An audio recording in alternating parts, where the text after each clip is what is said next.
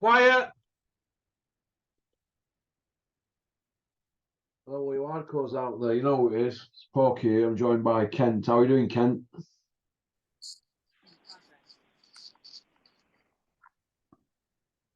You all right there, Kent? You all right? Why on we? Aye, dead on. Good man. Good man. I thought I'd put a new profile picture up for a change. Do you like my profile picture? Yeah, it's McClellan against. Oh, Russell, come on. Look at it. I don't know. I can't. It's some Superman in it and Bellew. I don't know. Yeah. Yeah. We turned his back He's on got it. the Kronk shorts on though, so I thought it was McClellan. But yeah, Yeah. to be fair though, we can't really dig Tony Bellew out on that because he was struggling with weight, wasn't He still got smashed to pieces. Shouldn't have took a fight. If he was struggling with the weight, he shouldn't have took the fight. he? When I'm having a bad time, Kent, in my life, I always put that fight on, or Malcolm X against Dave Walker. That was a cracking fight. I remember watching that. That was actually on BBC. So it was, and it was a late night show. I think it was a Wednesday or Thursday night, and just clicked on it. I was on. Those days there was no remotes. Pressed the button on the TV. Do you remember super fight? Mick Hennessy and McCracken jumping in ring at end? Brilliant, absolutely brilliant fight. I actually think that was for the Southern Area title, Russell, was it not? Yeah, Southern Area. Do you remember who were training Big Malk? Go to Adam Booth. He's the best. The Dark Lord. Adam Booth. I think that was one of Adam Booth's first fighters at the time, but great fight, great performance from David Walker. Do you remember that style they all had? Adam Booth used to give them this style, Davy Day, Big Malk, Grovesy Boy. They all had that like crouching style, didn't they? I remember Groves talking about it, and he said it was based on, it was a bent arm jab, and it was based kind of on a Joe Louis style. Yeah. That's the way it was based to get the jab out really quick. You know, instead of it being so high, it has to travel further if it's high, where if it's out there a bit more, it's less distance to travel. But it was a different type of style that you didn't really see. Wasn't kind of like a conventional British upright boxing style. It was kind of something a wee bit different at the time. You know, it was something that you never really seen as much on the British shores. You know, it wasn't as conventional as I said there, that stand up straight punching boxer. Like that low left, isn't it? Carl Froch has that low left, isn't he? It's like they whip it up front waist, don't they? Yeah, because you can't see the jab, you can't see it coming up, you know, and had that lead, that backhand kind of just waiting to catch shots. And then as you caught the jab, you were poking up your lead hand, which was something a bit different at the time. McCracken and McHennessy and on all Emmons, that class of 2001 was absolutely fantastic. Lee Meager. There was Lee Meager in there as well. There was Matthew Thurwell. There was Clark Froch. They were brilliant cards. So they were absolutely brilliant cards.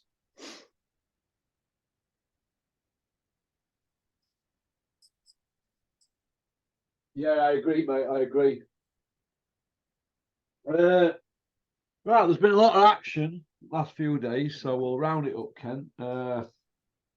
Obviously, we're going to have to start with a big fight last night, aren't we? Wow. Absolutely incredible. I was speaking this morning to a couple of people, and I said to you on this channel 3 weeks ago that I fancied Spence. I fancied Crawford to win, probably late stoppage. I don't think I've ever seen a fighter as good as Terence Crawford, and that's in watching boxing 35 years. His balance, his controlling the distance, his ring IQ. He can fight southpaw as good as he can in his own stance. His power is really underrated. You know, you look at his stats at 147. He's knocked everybody out at 147. Everyone. Yeah. That's an even better stat than Sugar Ray Leonard. Floyd Mayweather. For me, do you think, Ken, Errol Spence's lifestyle and his 29th fight caught up with him, whereas the other guy, he's had 40 fights, he doesn't drink or go out, does he? He's training all year round. He's in camp. You know, this whole thing that Julian says, that if you're a boxer, it's your job and you're training all year round. That's Terence Crawford. Terence Crawford is in camp all year round. And I don't mean he's all year round training at 100%. He's probably training all year round at different percentages of his maximal. So he's constantly building his aerobic capacity. He's constantly training. A lot of the stuff he's doing in camp is technical. He doesn't need to knock his backside in for 2 months to get fit. Everything he's doing is technical all year round, because he doesn't need to spend 2 months getting fit. He's fit all year round. He trains at altitude. He's constantly working on things in that camp. You know, regardless of what people think about Bomac, he runs an absolutely fantastic camp. It's the same people. They've got their own close-knit camp. They never do anything the same. They have their own style of training. They have their own methods, and it works. And you just seen it last night in Terence Crawford. You know, this is a 35-year-old fighter who is in absolute peak shape of his career. He looks like, I've never seen a boxer at 35 in a world title fight look so sharp, so dominant. He's the best fighter. I'm going to say he's the best fighter I've ever seen and watching boxing. 35 years, I think. Do you think do you think that we can give him the win, but say that Errol Spence has been in 2 bad car crashes and that it all caught up with him, his lifestyle? His lifestyle doesn't help, but I can't turn around and say it was all down to that. That performance was absolutely flawless. His ability is, I'll say, his IQ, his boxing IQ is like nothing I've ever seen. I heard Billy Nelson talk over the weekend, and Billy likes a bet or two, and he said that there's no doubt in my mind that Crawford will stop him, and he'll stop him late. And he said he's the best fighter I have ever seen, and that's coming from Billy Nelson. You know, Billy Nelson doesn't hand out praise willy nilly, and I agree with him. He's the best fighter I have seen, and for me, he's the best fighter I've seen in 35 years. About Mayweather. Floyd Mayweather. Floyd Mayweather at 147 only stopped 3 people.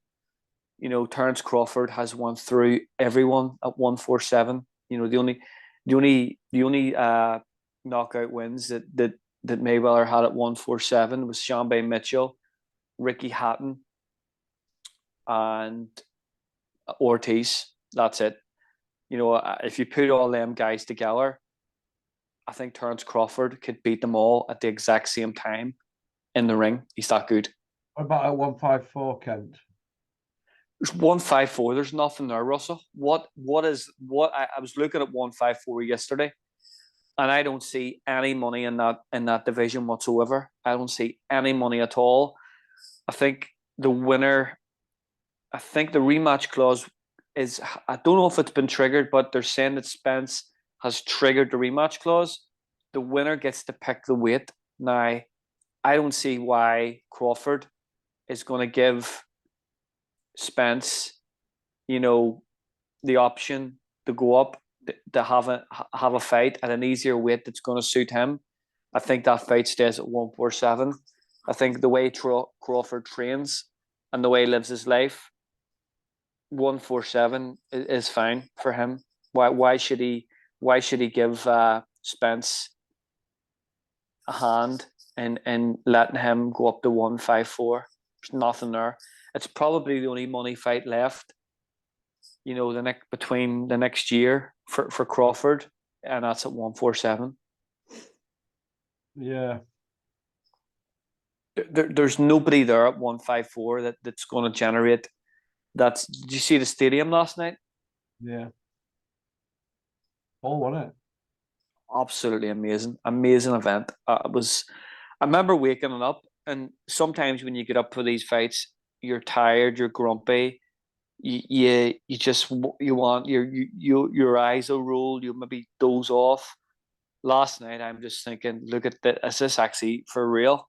These two guys are in fighting. These two greats of our generation fighting, and it was amazing. It was just. I actually woke up this morning and I thought, did that actually happen? Was I dreaming there? Did that fight actually happen? I'm going to send you some pictures here, Kent, from Vegas last night, because do you remember Matt the Casual who came on channel a few years ago? Yes. Taxi driver, was he? No, he wasn't a taxi driver, but he was a bit of an Eddie Hearn fanboy, wasn't he? Boxing's about going to events and looking smart and all that. Who cares who's fighting who? You know, one of them lot. That's nonsense. I hate that. Yeah, well, he went to that show last night and he sent me some pictures. Have a look at them pictures, see if you can recognise that guy. Is that Al Heyman in middle with tie on? Is that how Al Heyman looks like? Just tie. Yeah, it is. It is. That's yeah. Al Heyman now, is it? Yeah. That's the ghost. Yeah, the ghost. Yeah, that's him. Yeah. Look at all. Wow. Look at all that lot around him.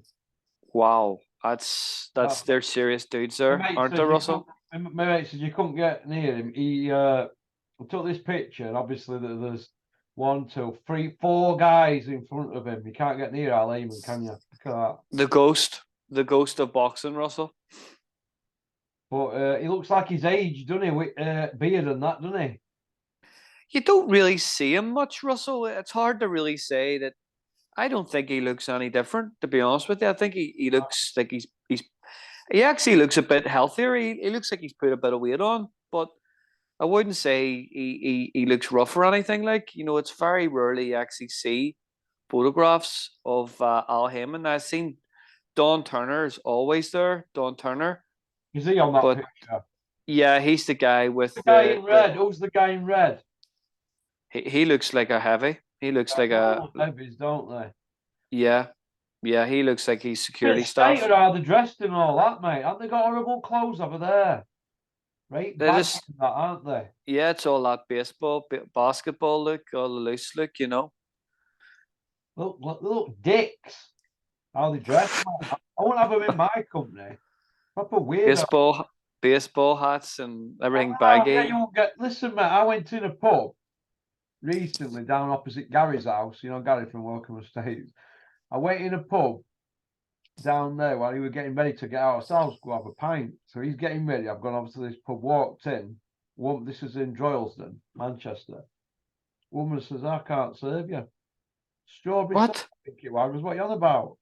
She goes, no, we don't serve people in here with baseball caps on because people were going around shooting people, weren't they, in pubs and stuff and throwing hand grenades.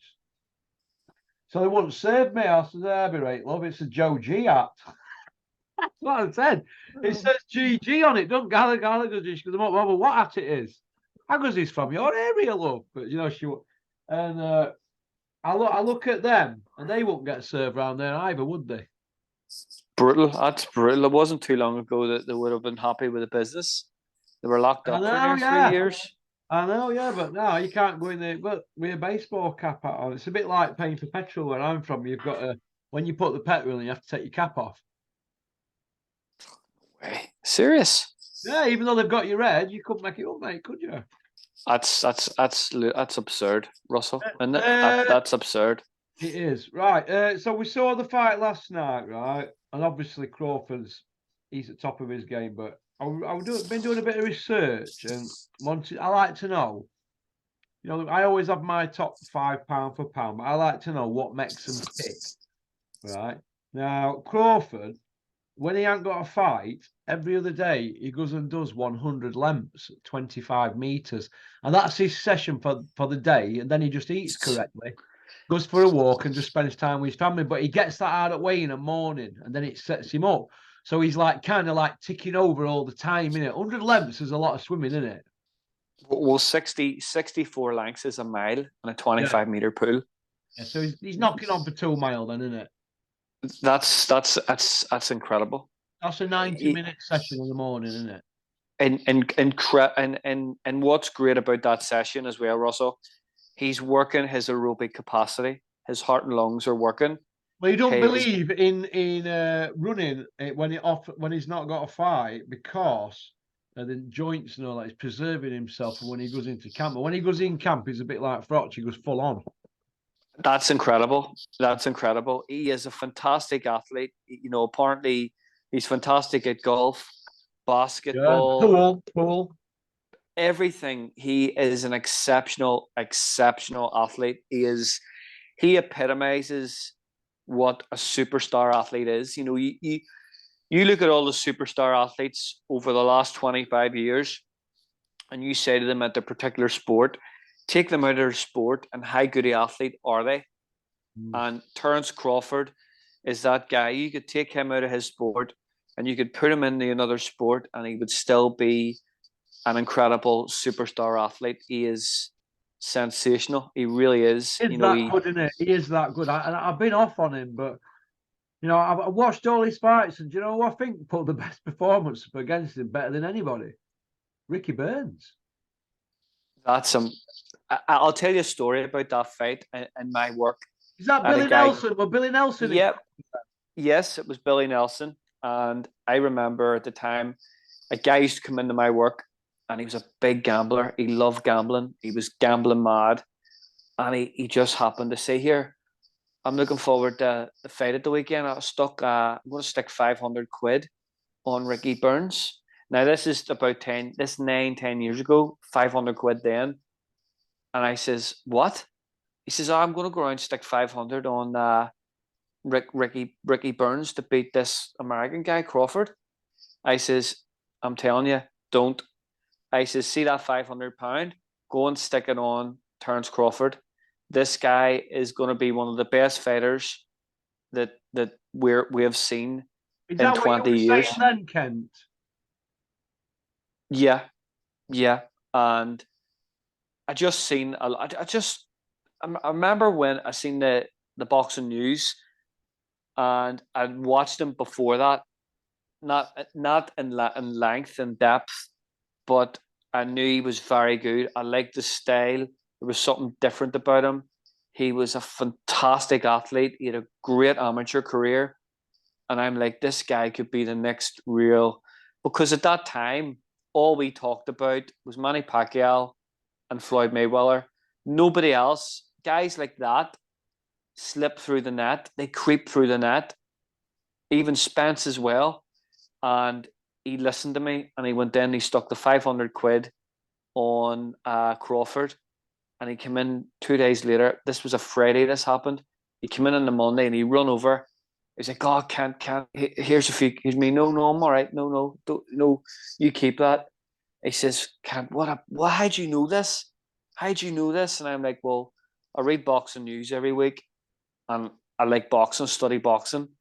And he's like, oh, I'll never forget that. And he got a few quid. And even to this day, when I see him, he's actually in jail at the minute. And to this day, when I see him, he always says, oh, remember that tip you give me? Have you any other tips?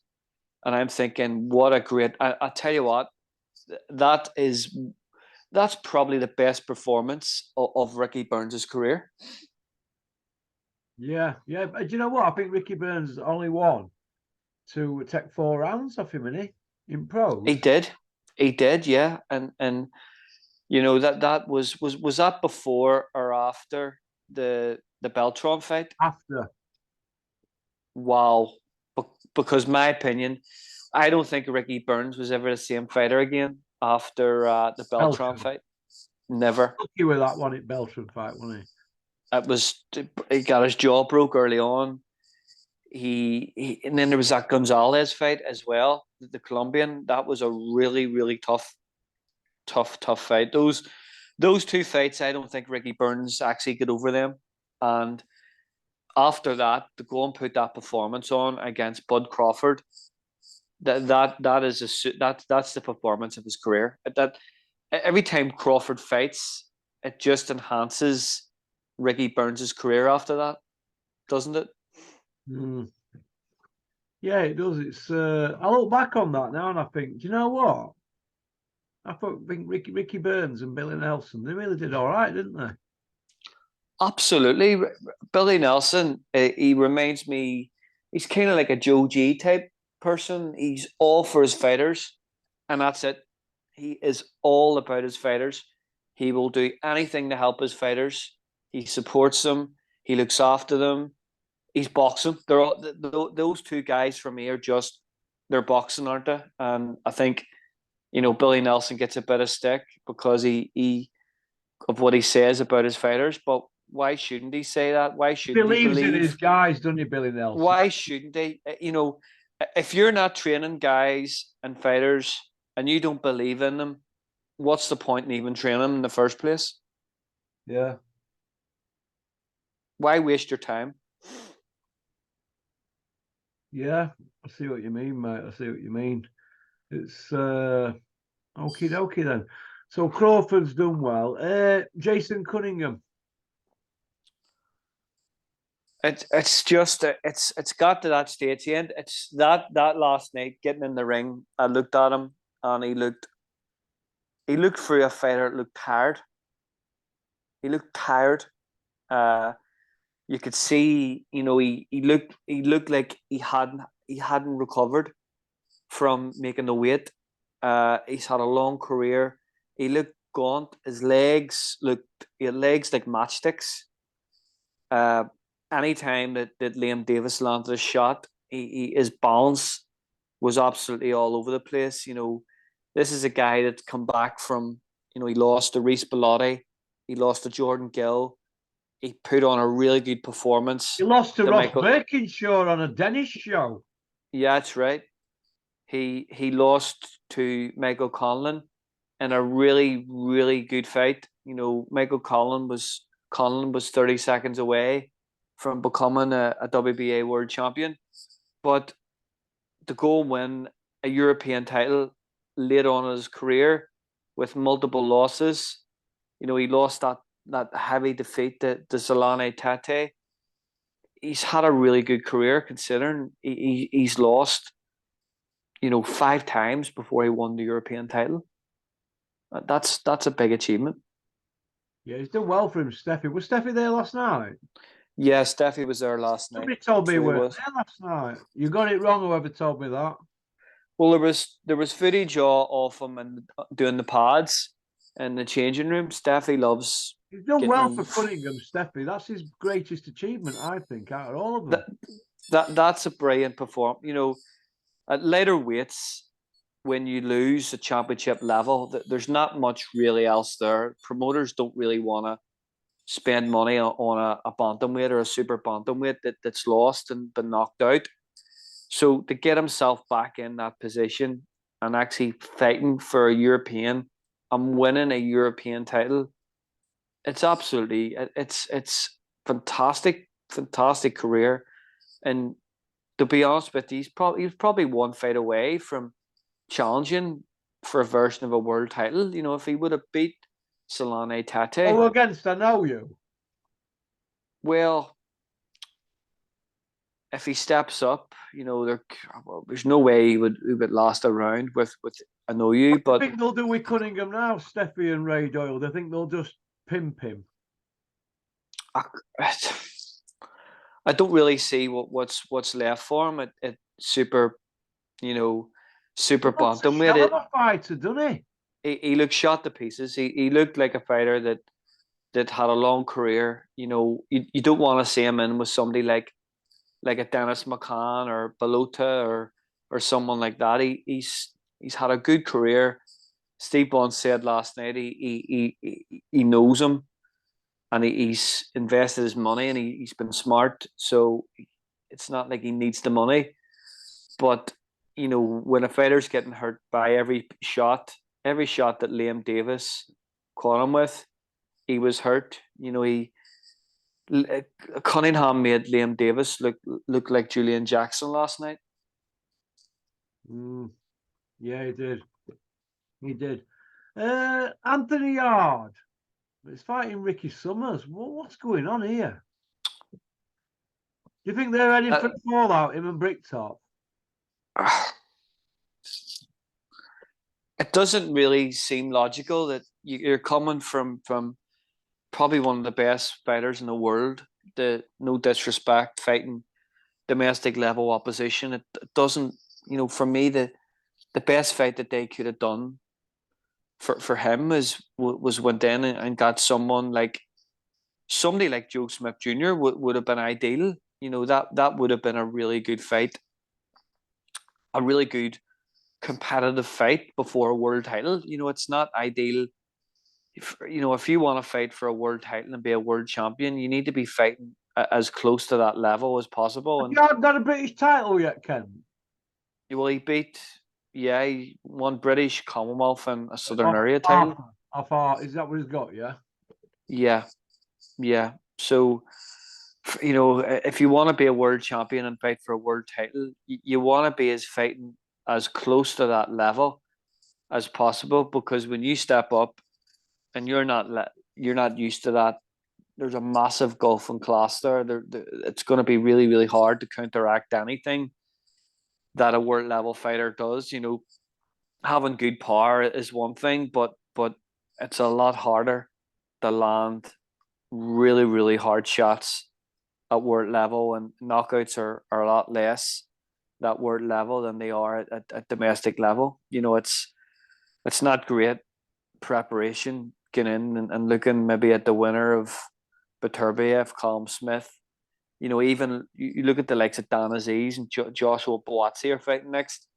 That's a really, really, that's a top 10 fight. I thought Yarde only won Commonwealth, but he's fought for world title twice, hasn't he? Yeah, he's fought for a world title twice, one in Russia. I think it doesn't make sense. So it doesn't. Is it an easy night? Because he had that hard fight? Well, that was near a year ago. That he needs to get back in there, and he needs to challenge and fight. So I fought somebody even like a Pascal.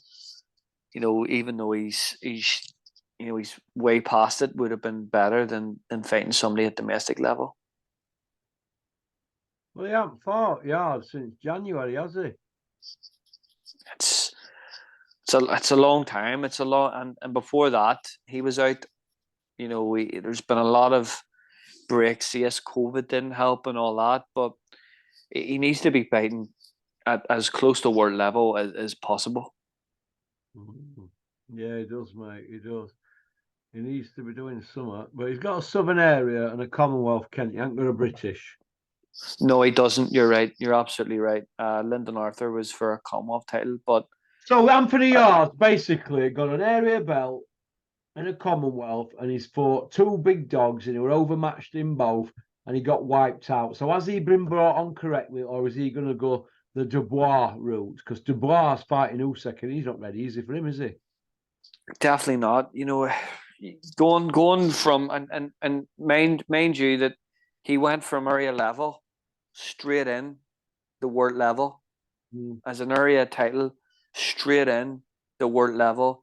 Yes, he was, he gave, in that fight, Crusher, he dropped him heavily, and Kovalev, he dropped Kovalev really, really heavily, but he still lost the fight. He still lost that fight and get knocked out.